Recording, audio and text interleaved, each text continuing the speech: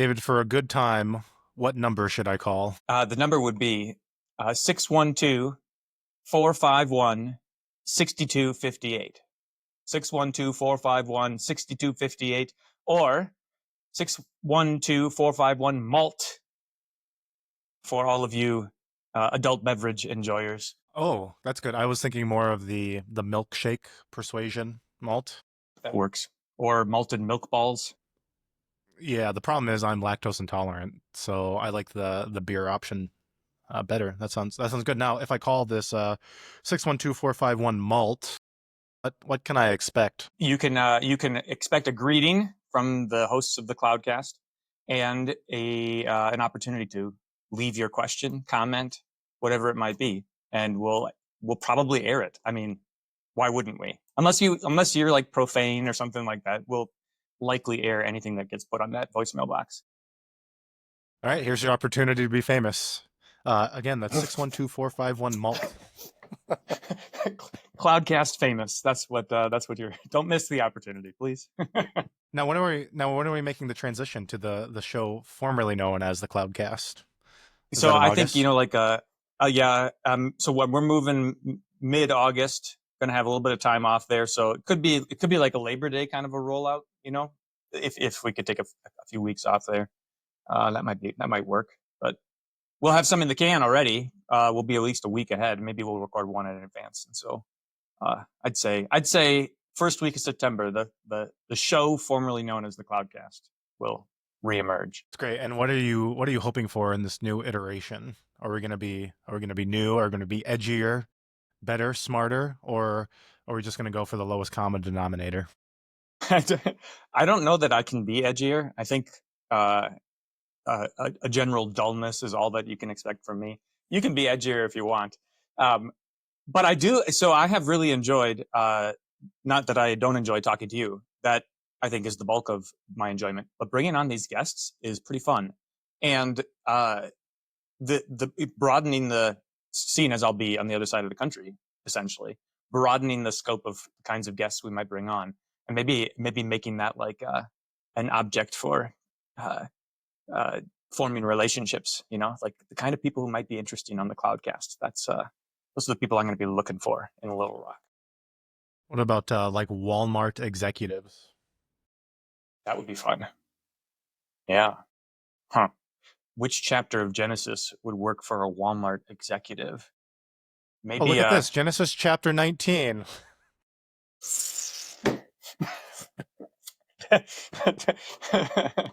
Too late. Okay. All right.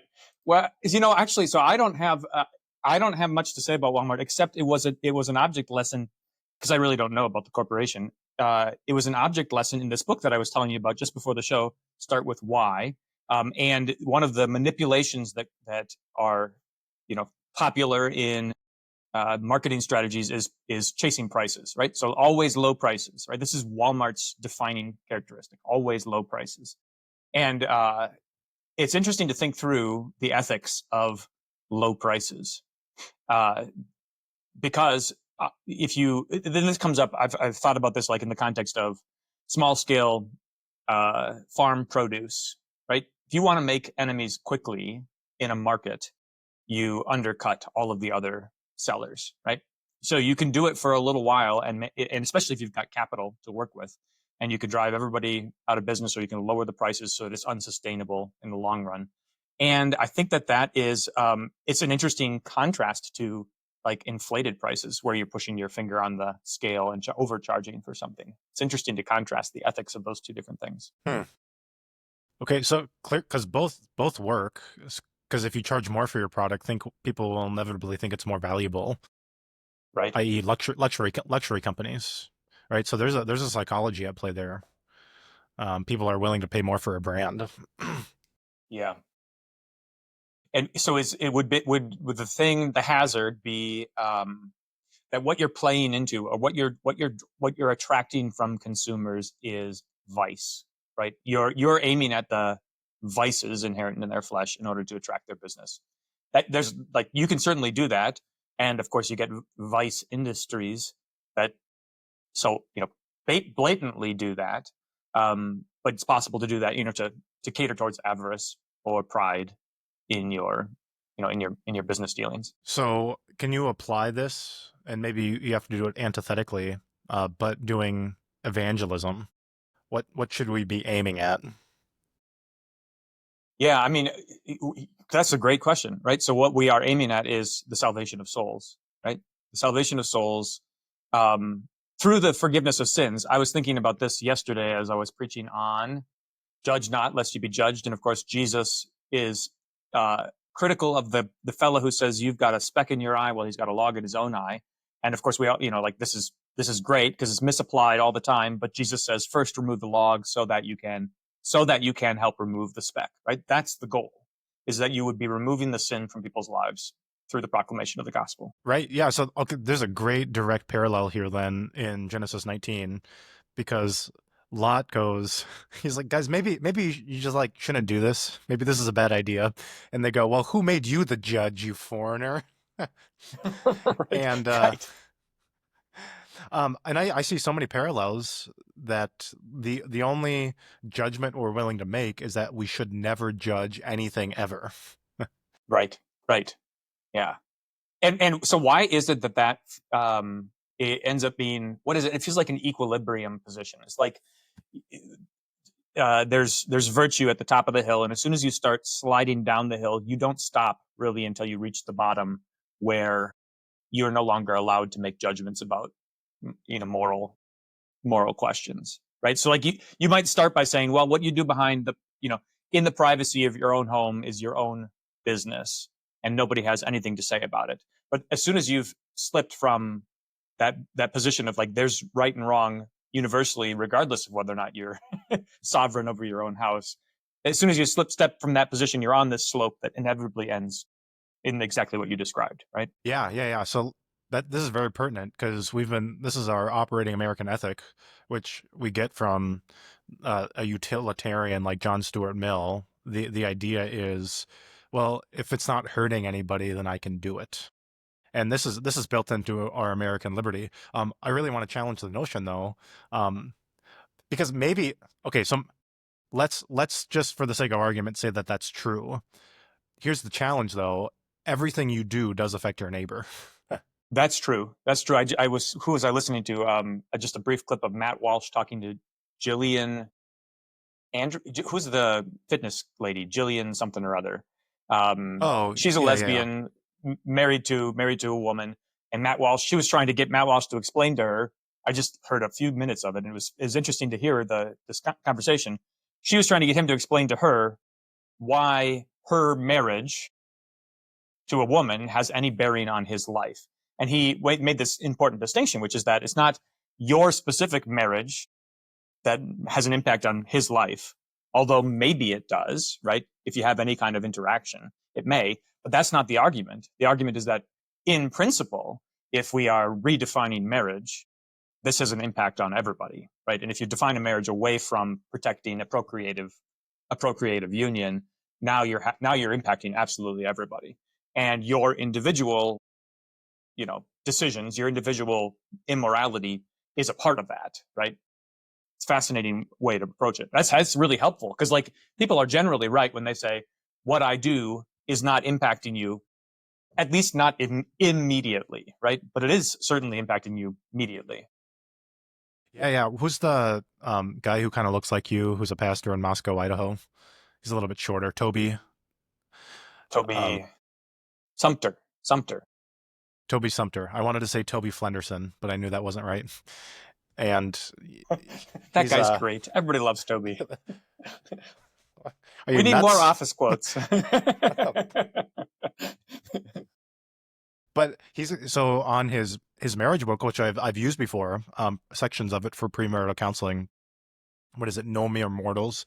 So talking about how when you marry somebody, it's two immortal people coming together, which is a great way of looking at marriage, like two immortal souls coming together. It's a beautiful thing. The person you're marrying is going to live for forever, which would absolutely affect how you view marriage. But he says, like, why do we care what happens in the bedroom? And it's not because we have this weird, I don't, lack of a better phrase, like kink that we're interested in people's sex lives. But his analogy is great. He says, if your neighbor was manufacturing nuclear weapons in his basement, that would concern you. Right, right. That's a great way of describing it, because the fact is that the manufacture of nuclear weapons, so long as they don't explode, nobody be and the wiser. But the likelihood that they will explode, or what will result if anything goes wrong in your containment, is disaster for everybody, right? And you can see this in Genesis 19, because of course, it almost certainly started as, private depravity. But look at what happens when it spills out into the world, which it inevitably does. Yep. Yep. And this is why we call it the nuclear family, right? Is that why? I think so. Because it's a I'm beautiful source of energy. It's pronounced nuclear. That's a good Simpsons. Homer corrects everybody. He works at a nuclear plant, but that's fine. Okay. But I do think there is something there, because nuclear power, I mean, it's the promise of unlimited power with very little waste, right? And that's great. If you can actually contain it, the family is the source of all energy, if you will, like in our society. But as soon as you got a leakage, when things start breaking apart and the security systems start failing, it wreaks disaster on absolutely everything. And then you get, 3 Mile Island. Yeah, this is making me just ponder God's wisdom that is inscrutable to us, because it's kind of like here he hands over to humanity these incredibly potent things that have the capacity for like divine blessings, or blessings that are imitative of divine creative capacities, right? So like we've talked about this before, to have a part in creating another human being, creating another immortal soul that will then subsequently create potentially limitless future immortal souls, right? To have a part in that is to be handed, is like it's like, at what point are you willing to hand your kid the keys to your cherished car? It's like, not, only at a point of maturity. And God does it. He decides to do it while we're babies, right? Okay, you mean like the development of humanity? Yeah, right. Yeah, it's incredible, right? I mean, that Yeah. that he would hand over this capacity, and then it's reminds me also of what Jesus does on the night when he's betrayed. He's like, here's my body and blood. And what are these disciples going to do with it? It's like they're gonna promptly scatter and hide and betray, right? All of these things. Yeah, or the fact that he gives us the keys to the kingdom of heaven. Yeah, Isn't that wild? it's nuts.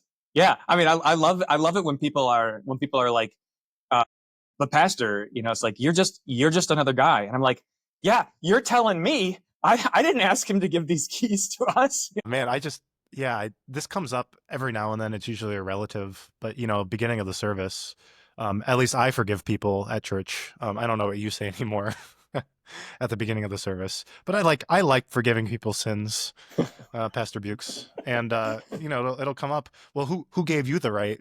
And I go, I would love it if they would ask, well, who died and left you in charge? And it's like, Yeah. well, his name is Jesus.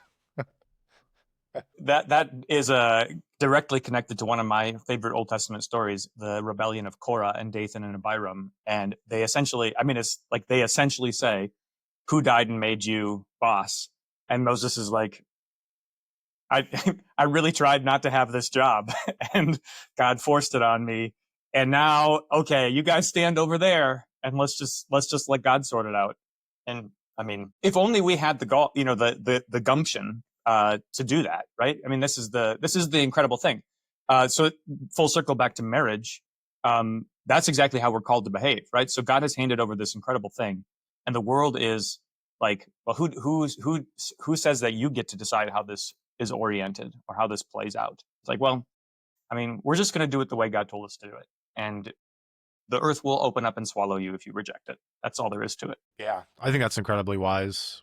Wisdom is justified by her children, right? So let's just see how this plays out. Now, of course, clergy can really abuse this notion, this sense of authority, right? Which is also a terrible, terrible, terrible thing. But the same thing is true with any Christian. The inheritance we've been given, and when somebody doesn't act like a child of God, that's a real, and the Greek word would be scandal.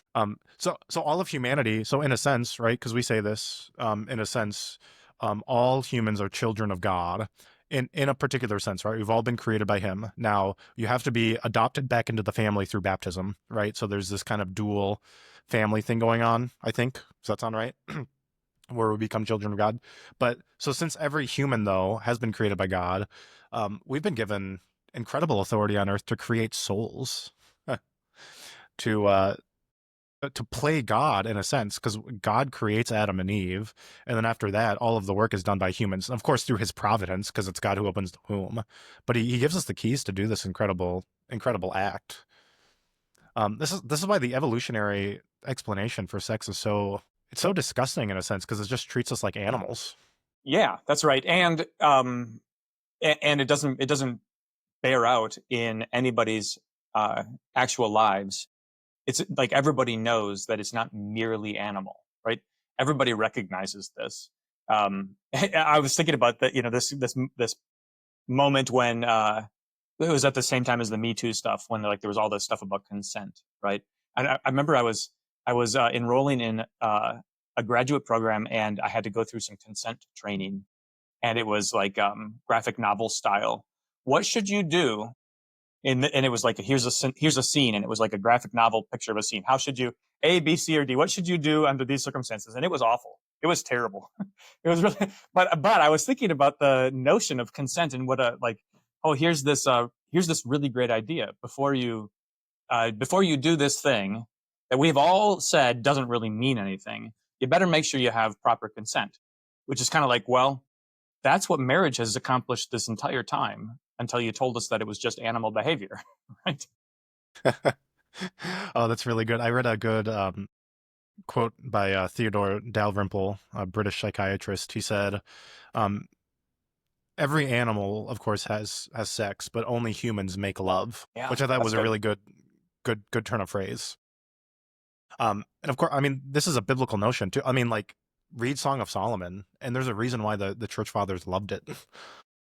Yeah, I wonder if that's a reason for the biblical language of knowing your spouse. I think we tend to instinctively assume that it's just a euphemism because whatever, it would be a dirty word otherwise. But I think that maybe it's like you were describing, a reflection of the fact that there's far more going on, right? Well, yeah, absolutely. Because what's the kind of highest knowledge you can have of a person is being married to them, Right, right? right. And how marriage is supposed to work is you're supposed to love your spouse more than the day you married them, and that's a beautiful thing. Like, you know your wife more than you did when did you get married? 15 years ago. Yeah, 16. Yep. Yeah, and that's a great thing. That's maturity. That's Yeah. what is it called on a leather bag or any kind of good, a patina. That Right. it looks different, but it's even prettier. Yeah. Yeah. Well-aged wine, right? That's, I mean, this is the feast prepared, and of course, all of it is a reflection of the knowledge of God, the knowledge of our Creator, right? Imagine, I mean, this is why if you ever get bored, like you get bored with church, it's kind of like, come on. I mean, you're getting to you're getting to know God. That's what's going on here, right? I mean, the only inexhaustible thing in the universe. Everything else is going to leave you high and dry, and you know that, right? You're chasing Right. drugs. It's a constant high. How do you feel after that? And your only purpose then is to get more drugs, and then it just makes you feel empty at the end of the day. Right. And precisely in what is it? It's like in a counterintuitive way, because of course what makes drugs attractive to people is that it produces this instantaneous and spectacular result, right? Which because of, especially, I mean, the chemistry and the neuroscience of it is fascinating because it makes you like essentially forget forget the downside afterwards, but also the destructive behaviors are attached to this dopamine rush, and so your brain like insists on you pursuing this. But the thing is, like, it produces an instantaneous result. Meanwhile, the thing that we know has staying power, like lasting value, a marriage, is forged through not like a sequence of instantaneous, spectacular moments, but a series of very ordinary, mundane, just like we got up and we had a conversation and we ate breakfast or drank a cup of coffee and we had dinner in the evening, and like these things that are not, and I mean, it's not to exclude the possibility of something spectacular, but like it's through the ordinary that the most potent thing emerges, right? Yeah, you're reminding me of the first line of Anna Karenina, right? Happy families are like in all the same way, but unhappy families are like there's an infinite possibility of how that happens. I mean, I'm butchering the quote, but that's the idea. Right. Like you want to have a happy family. It's not that hard. Like have dinner together. You think about the basics, like Thanksgiving dinner, Christmas dinner. It's all those basic stuff, which over a lifetime adds up to a very happy family. Go to church every single Sunday. Like that's the key. So maybe this frustrates you. People come to you and they want counseling, and the first thing you want to tell them is like, okay, are you going to church? And Exactly. if they say no, then it's like, I can't help you. I'm sorry.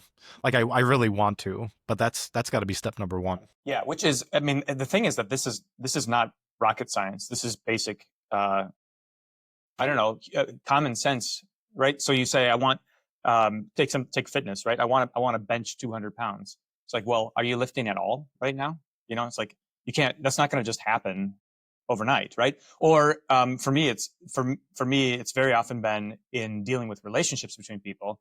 We'd like our relationship to be better.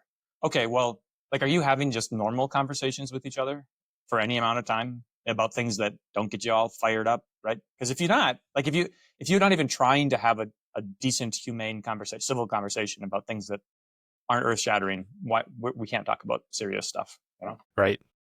Yeah, I mean, maybe this is just we just need to teach people how to talk to each other again. And my wife and I used to do this when we first were married. And maybe you'll make fun of us. That's fine.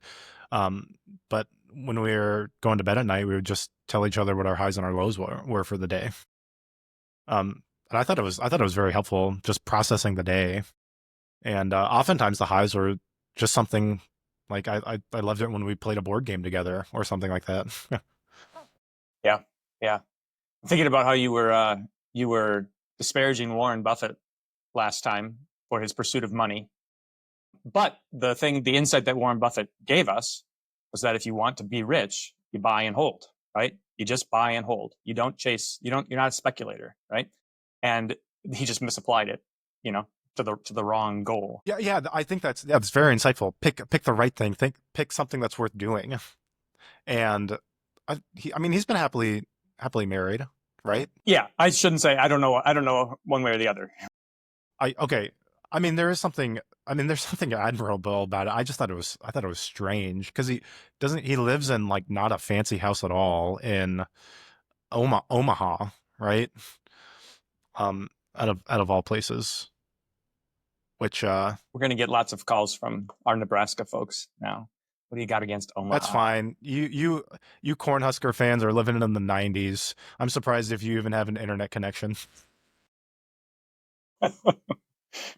Yeah, that's right. I don't know anything about Warren Buffett's personal life.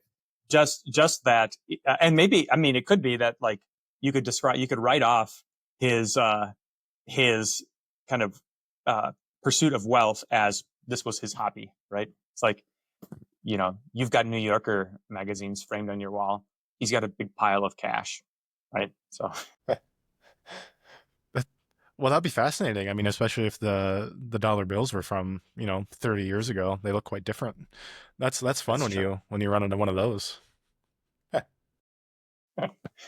Yeah, good.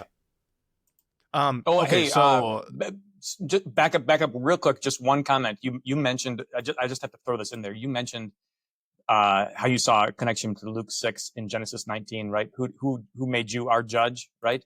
It's interesting because Lot says to them, "I beg you, my brothers, do not act so wickedly." he uses this term brothers, which is, of course, the term that Jesus is using in Luke chapter 6, right? Brother, let me help you get the speck out of your eye. Fascinating that Lot calls them brothers, and then they are disdaining his judgment over them, right? All he's doing is saying, please don't commit this crime, right? He pleads with them, and they're like, quit judging us. Yeah. Oh, poor. I don't know. I don't want to say poor guy. Maybe he was. Well, I want to get to that. Was Lot just so overcome by living in a wicked society that he was paralyzed? That kind of might maybe be what's happening. Real quickly though, as we're still talking about sex, because I see this in Sodom and I see it in our culture. We've wanted to divorce sex from absolutely everything in life. So we've divorced it from marriage, we've divorced it from life, and we thought, well, the greatest good in life is to have sex in whatever way you want, and there's no consequences to it. And obviously, this is disastrous on a societal level. If you want to fix our family life, you force fathers to be fathers to their children. Yeah. That reminds me of this scene in Paralandra when Ransom, I forget the villain's name, but they're on Venus, on Paralandra, and the villain is collecting frogs and pulling their legs off. I think that's what he's doing. He's just like, he's dissecting them essentially, which is, of course, I mean, marriage is the chief object of this sinful dissection, right? It's the most vivid example of it, where God has given us something as a kind of a package deal, and the sinful impulse is to separate the parts and try to have them, independent of one another. In which case, you've destroyed it, right? If you take a living thing and you dissect it, you have killed it. You might have a leg and a heart and a head, but they're not functioning anymore because they've been separated. Yeah, who was it who said, was it, yeah, it's Tolkien. It's in Lord of the Rings. It's when Gandalf is talking to Sauron, and he says, you've left the path of wisdom when you've broken something apart to find out how it works. Aha, interesting. Boy, there's a lot to think about there.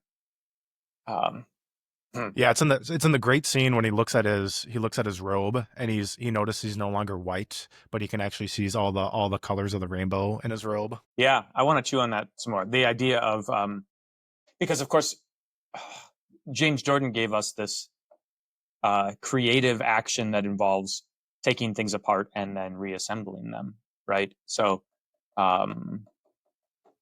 what are the examples of that?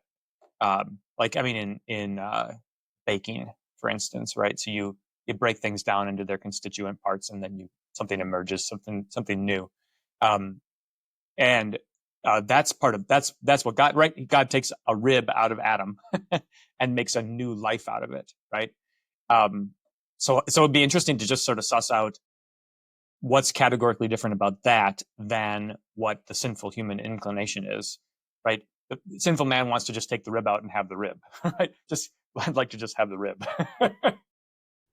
Right, and I think Tolkien uses the word destroy there, so I think it's more like you left the path of wisdom when you destroy something to figure out how it works, which is certainly more applicable, because you can, like, mechanically, you learn how something works by taking it apart, right? Like your car and things like that. But it would be stupid to destroy it. So you're not going to learn how your engine works if you set it on fire. That's great. Which is, of course, that's the juvenile impulse. Here I've got I've got this thing, and instead of removing the screws one by one and carefully collecting them so that I can reassemble it, you take a crowbar and you just crank the thing because you just want to get to the inside and see what's inside of it, right? Yeah.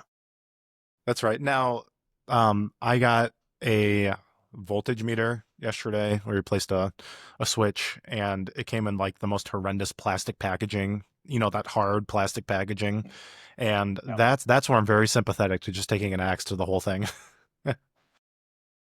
So that's okay, because plastic isn't plastic emblematic of the worst of human creative capacities, right? It's all over the ocean, big huge islands of plastic floating out there, right? Consumerism. I mean, I consume microplastics. You know, everybody's always talking about microdosing, and I'm like, that's great. I'm just gonna go drink some microplastics, and I feel great. That's good. That's what. You look That, great too. that's what. Yeah, I can tell. Hey, You've got that I appreciate it. microplastic sheen.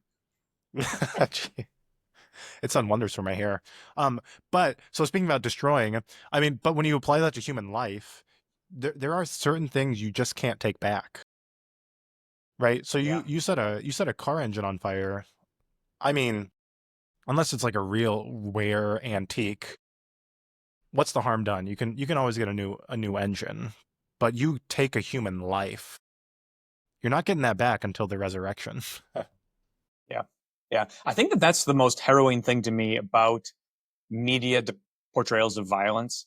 It's not like the gore or the yeah, like the gore, but it is the um facility with which lives are destroyed, you know? So that like you know, the kids watch an action movie and whatever. I'm a sucker. My kids haven't seen Die Hard, but I'm a sucker for any kind of like, give me a hero who can run through you know, a rain shower of bullets and crawl across glass, Bruce Willis, and show us what a hero looks like. Great, fantastic.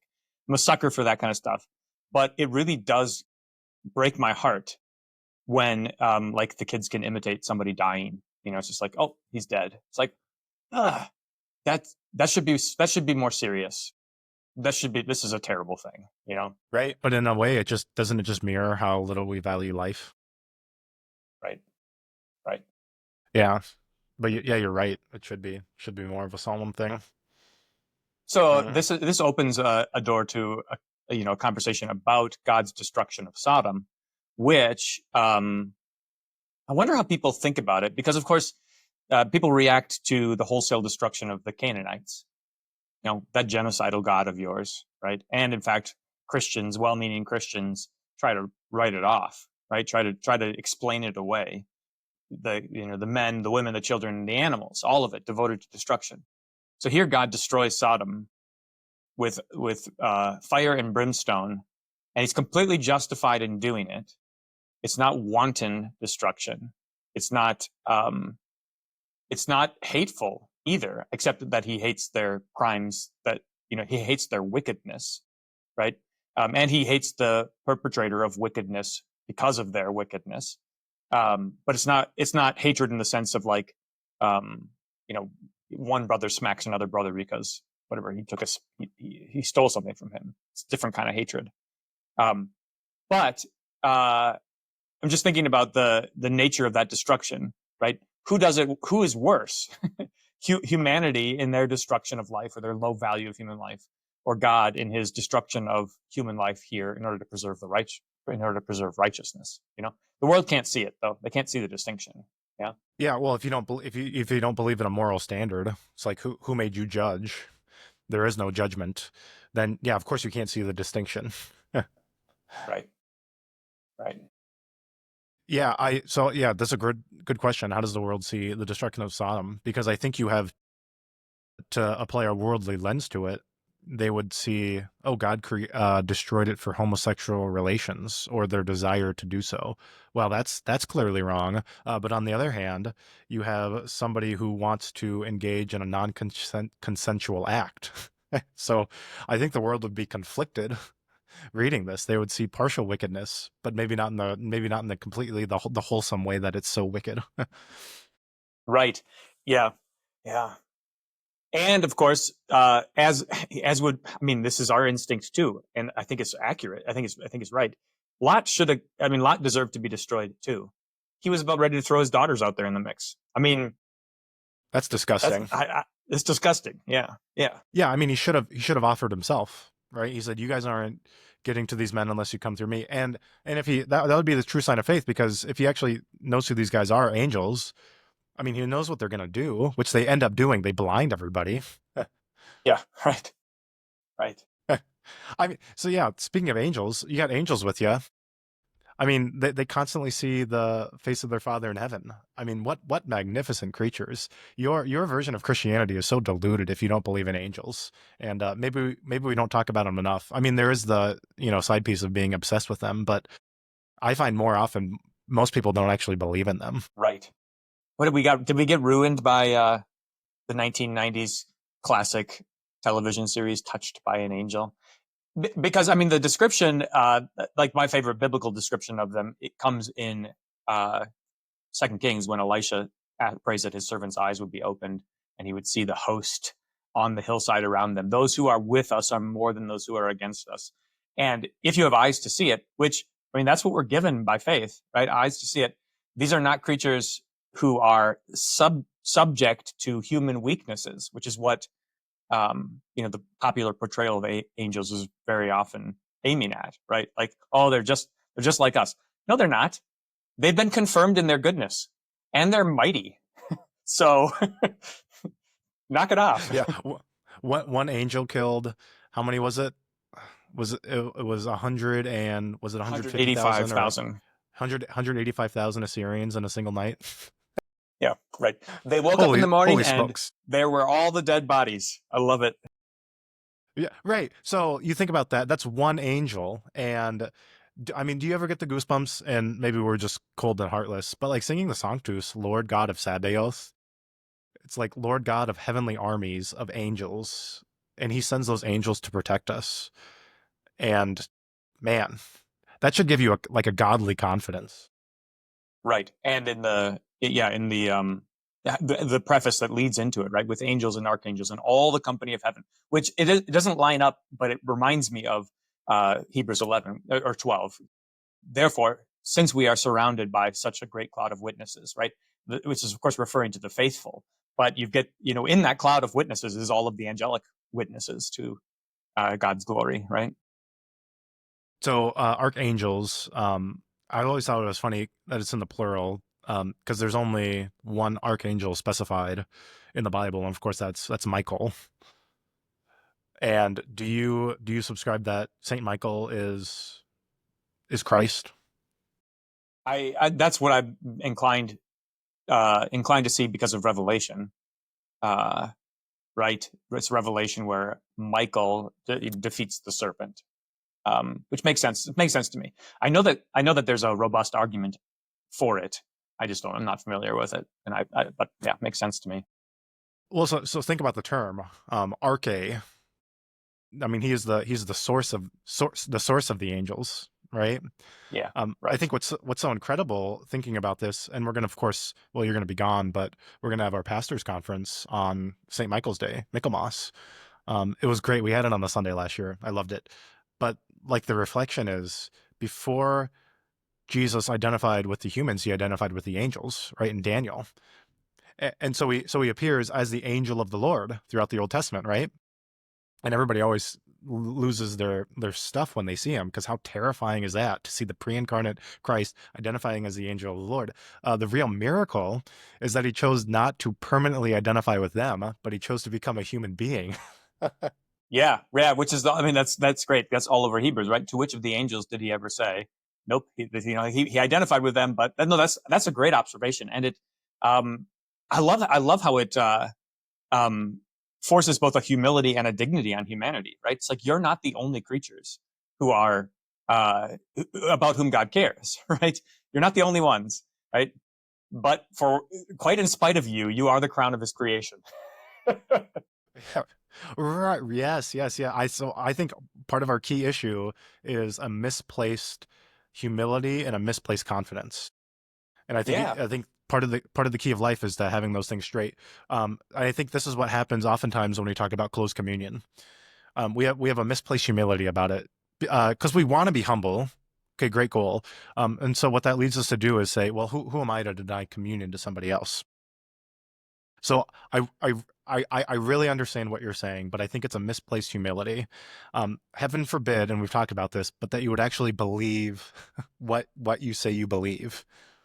And you got to have a certain confidence with it, and you don't want to be arrogant. You got to be humble about it. But if I say this and I actually believe it, that means everything that goes against this, by the law of contradiction, I'm saying it's wrong. Now, I'm not going to flaunt that, but I'd be happy to say that to our Baptist or our Methodist brothers and sisters. It's like, I think the Lutheran position is right. And I want you to be convinced in your mind that you're right. But we can't act like we're saying the same thing. Yeah, I think that's a great great observation, and it is striking to me, frightening to me, how um, how little separation there is between um, confessing these things and actually acting on them, between that and confessing them and never acting and not actually acting on them, right?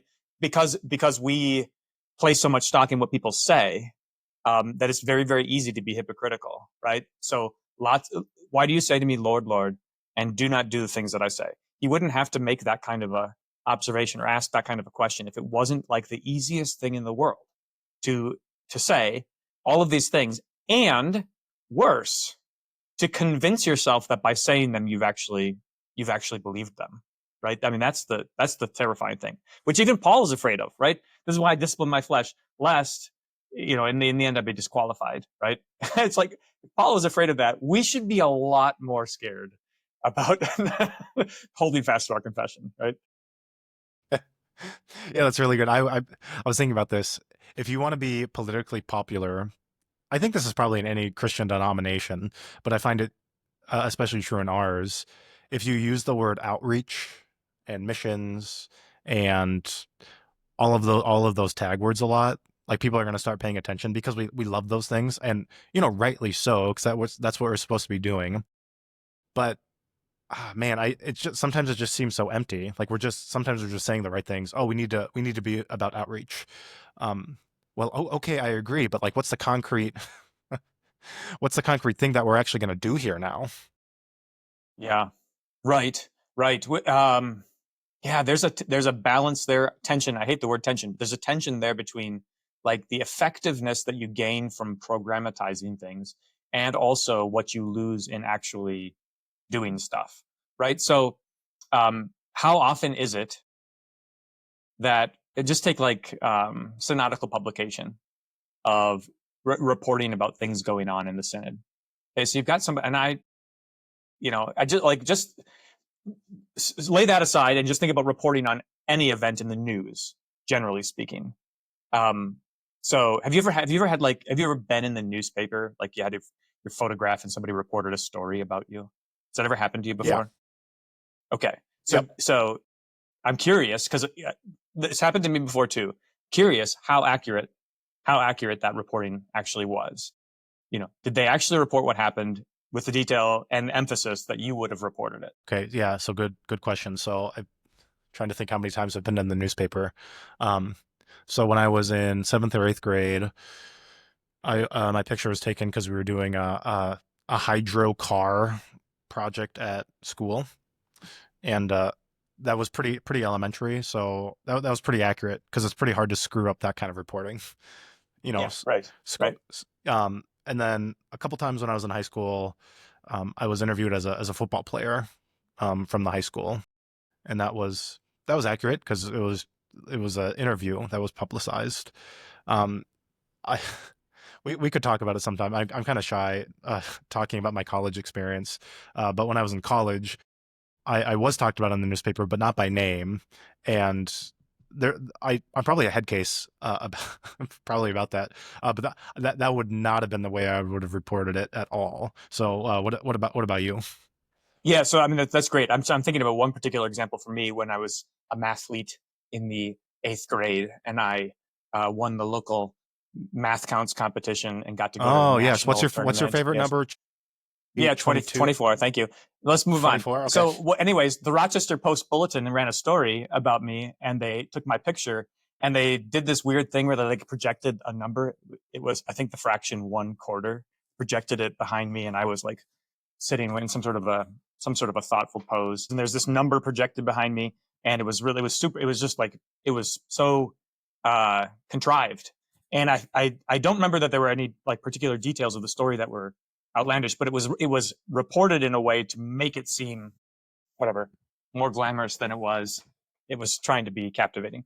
My point is that in an effort to make things interesting, you tell a story a certain way, and we can't. That's like inevitable in the church. How many churches report accurate numbers, or let's say how many churches report inaccurate numbers to the synod for any number of reasons?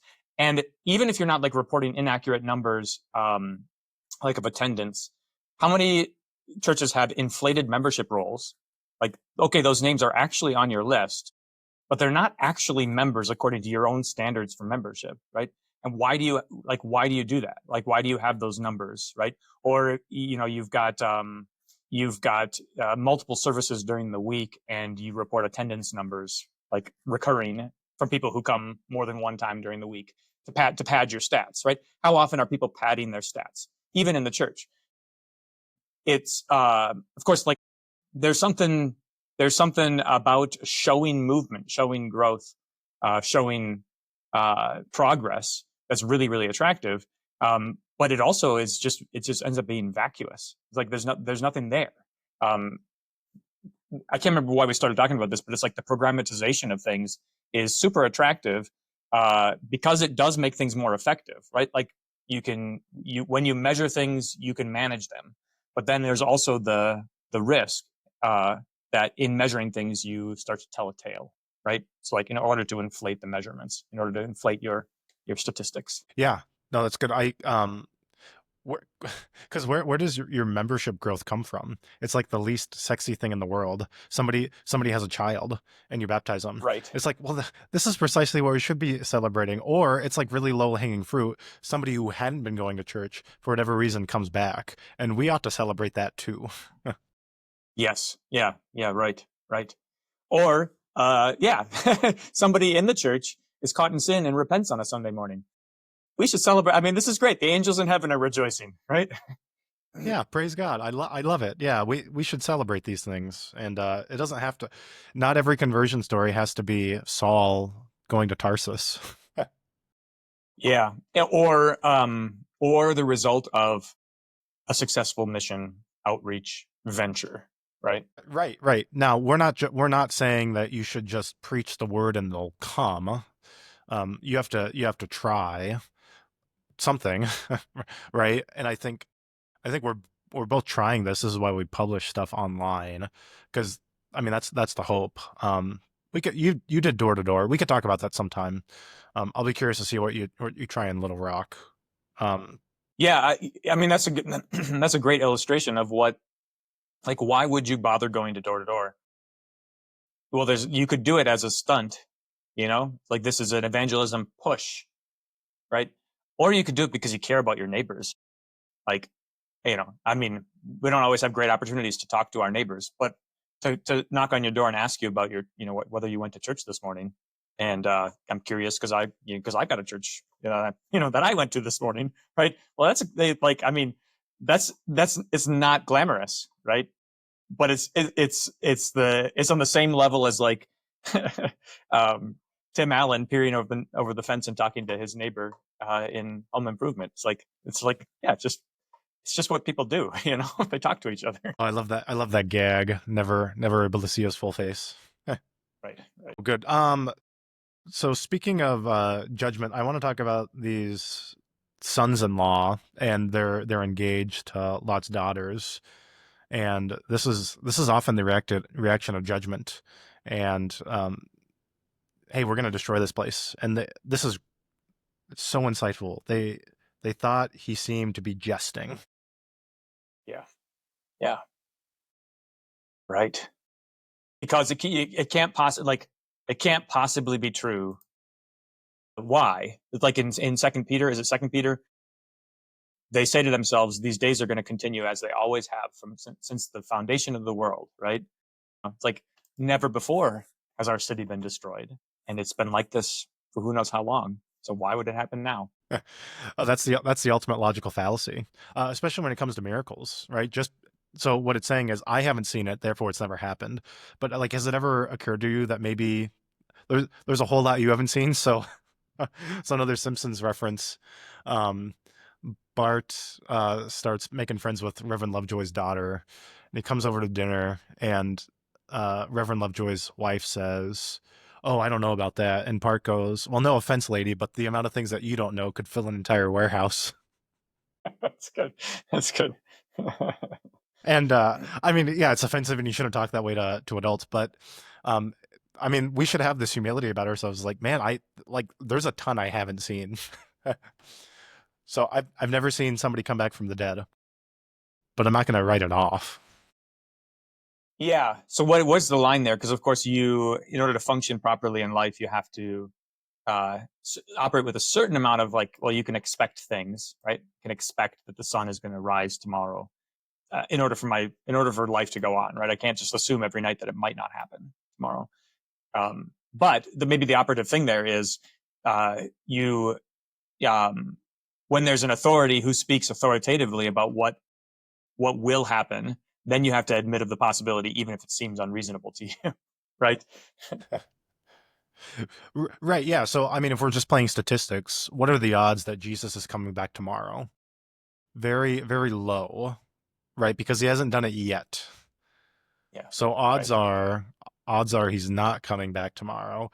But you have to live your life both as if he's not coming back tomorrow, meaning the sun's going to come up, so you got to provide food for the table for your family. But you also have to live with also that possibility that he is coming back tomorrow. Yeah, yeah. I was thinking about the frame for operating with both of those possibilities in mind. Isn't really so much about like uh, planning for the future, right? But it's more about acknowledging that he can do what he wants, right? So part of them thinking he's jesting certainly includes like, well, that would be unjust for God for this to happen, right? For this to go this way would be unfair.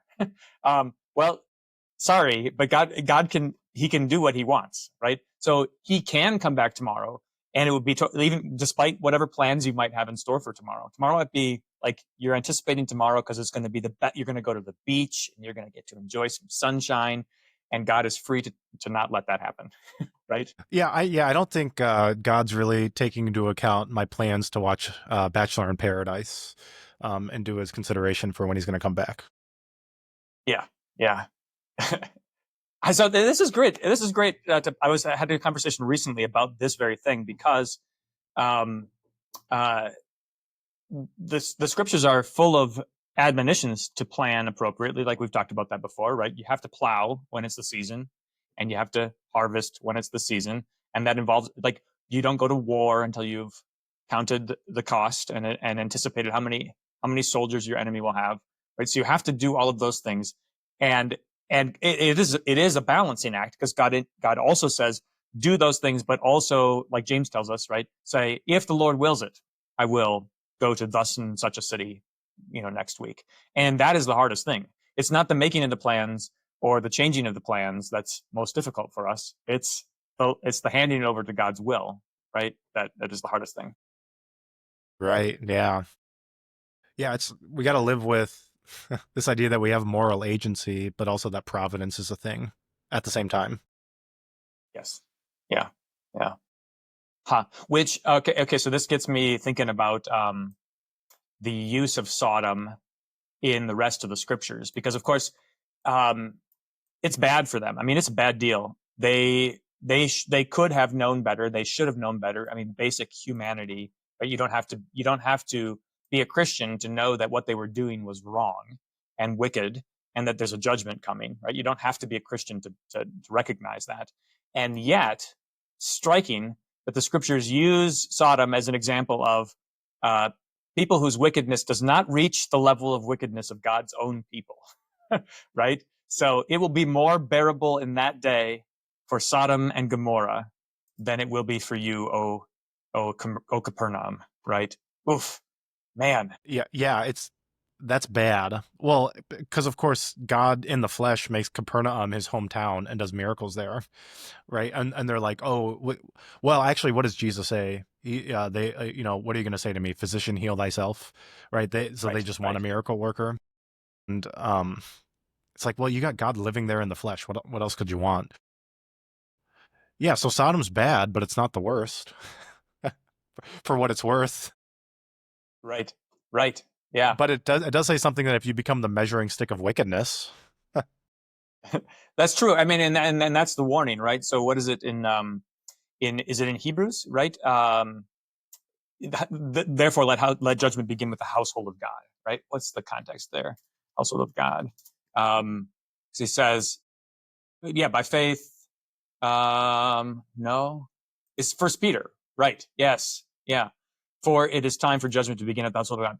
And if it begins with us, what will be the outcome for those who do not obey the gospel of God? Is that what I was thinking of? In any case, the whole point is let us not. Yeah, in Hebrews, it's let us not neglect such a great salvation.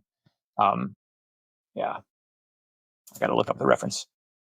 For since the message declared by angels proved to be reliable, and every transgression or disobedience received a just retribution, Hebrews 2, how shall we escape if we neglect such a great salvation? Right? Yeah, that's that's really good. So if the word of angels proved justly, and then they were destroyed, God in the flesh has come, which is of course how Hebrews begins, right? In many and various ways, God spoke to his people by the prophets. You could insert angels, messengers, but now he's spoken through his son. Like this is really elementary, and I say this all the time because it keeps us grounded. But a guy came, preached, said he was going to be crucified, and died, and came back from the dead. Maybe we should believe what he says. I don't know. Yeah, yeah, I think so. Yeah, and boy, this opens a bigger question, and maybe it's for another time, and maybe it's for when we have a conversation with our Dispy friend. But it raises a question about what's different between the Old Testament and the New Testament, or like say what our expectations should be in terms of, for lack of a better way of putting it, what God's going to let us get away with that He certainly didn't let the people in the Old Testament get away with, right? Uh, how does faithfulness look in the New Testament over against how it looked in the Old Testament, or is it really identical, right? So if you neglected the prophets, as Jesus says, it doesn't matter if anybody was raised from the dead, you're not going to listen to them, right? So those who reject Jesus in the New Testament are they're cut from the same cloth as those who rejected him in the Old Testament, right? Right. And I think it's much worse too, because it's the signs now, what the prophets prophesied about is actually happening before their eyes. So how blind then do you have to be that you can't actually see it now? And they're always there, and the problem is they're always appealing to Moses. They're like, well, we got Moses, we've got Abraham as our father. And Jesus is like, no. Yeah. Yeah, what does he say? What does he say? If they were blind, then I'd cut them some slack. But seeing as now I've come to them, they're not blind anymore. Right? Yeah, and they say that we see, which is what And they makes say it that all we the see. more. Yeah, and they kick a former blind guy out because they don't believe what he says that Jesus healed them. I mean, it's incredible. I do real quick. I want to talk about this idea of containing wickedness, because Gomorrah gets destroyed with Sodom. Now we don't have the particulars, but we're told in Jude that they were also doing sexually immoral things, and it's certainly hinted at because Sodom and Gomorrah go together as a pair, so geographically close. You get this idea that Sodom is the epicenter, and then it spreads to the neighboring towns, because Jude also mentions other cities. And so this is actually God being gracious enough to kill off the cancer. Right? Right. He's nuking it so it doesn't spread to the entire world. But I mean, just look at Lot's person, because we know he's a believer in a sense, right? Otherwise, why would God save him? But look at his laziness, and he wants to linger. And so this is a real warning for real Christians who are surrounded by wickedness. That really wears on a person. Yeah. Yeah, and it doesn't stay contained. I mean, that's right. That's why he does it. I mean, if it was containable, right? If it wouldn't spread, there wouldn't be any need to destroy in this way, right? But it is because it spreads. So it's like tearing down the leprous house or casting out the leprous person, right? Because if your head has got leprosy on it, your whole body's unclean.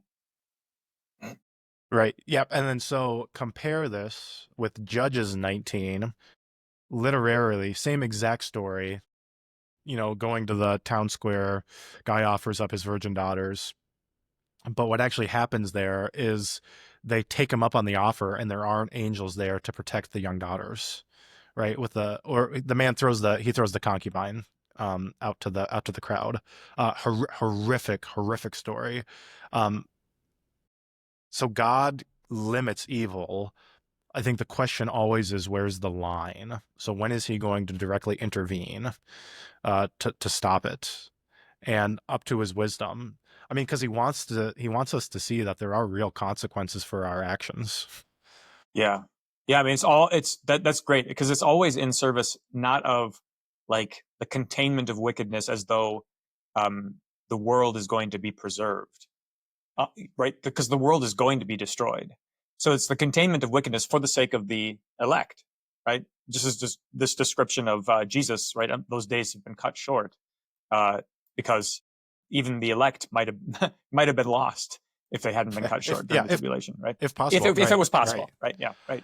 Yeah, right. yeah. And I mean that points out like because of course if you the problem with knowing like identifying the line where God's going to intervene is that of course now you believe you can game the system because like I can indulge my wickedness right up to that point and I won't get struck by lightning, right?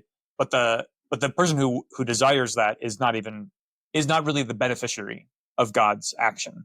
The beneficiary of God's action is the elect for whom he is containing wickedness so that they will repent and believe, right? So that they'll see the results. This is Paul and Timothy. For those who persist in sin, rebuke them publicly that the rest may stand in fear. It's like, well, yeah, it benefits the one who persists in sin if in the end he repents, but kind of more importantly, it benefits everybody else so that they stand in fear. Yeah, right. Yeah, so this is the temptation from the devil to Jesus, because he's saying God's going to limit things. He's not going to let you die. You got to die on the cross, right? Mm-hmm. So why don't you just throw yourself down from this building? And then, yeah, what is it? All Scripture is profitable for our learning. And is it in Hebrews where it's taught this was given to us for our example or our instruction? 1 Corinthians 10, right? These things happened as an example for us, that we might not desire evil the way they did, right? Yeah. Right. Yep. Yeah, we get the benefit of living on this side of it. And as fun as it would have been to live in the Old Testament, I'm really glad we live in the New Testament. Yeah. Huh. Interesting. That's good. It's certainly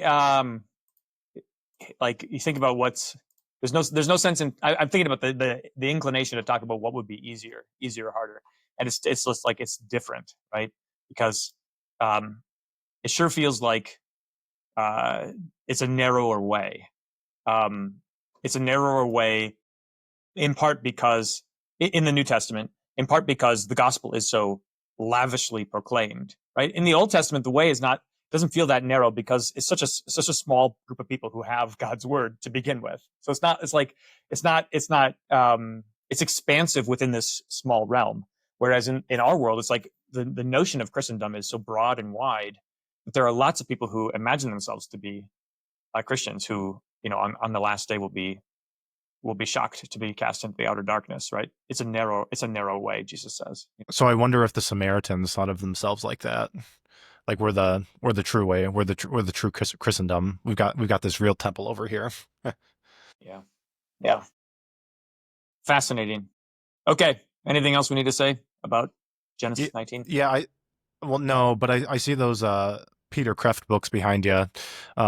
Two questions. Did you read them? And second question, don't take those to Arkansas with you, which isn't really a question, but yeah. So no, I did not read them, but I put them there on my desk so that you would see them and recognize that I'm bringing them to you tomorrow at our circuit meeting. So they're not coming to Arkansas with. Can't wait. They've been missed. That's a shame. They're really good, but that's fine. I know. I'd like to. So I was. Well, anyways, I like maybe another time. I'll get at them. So okay, I'm gonna hit stop.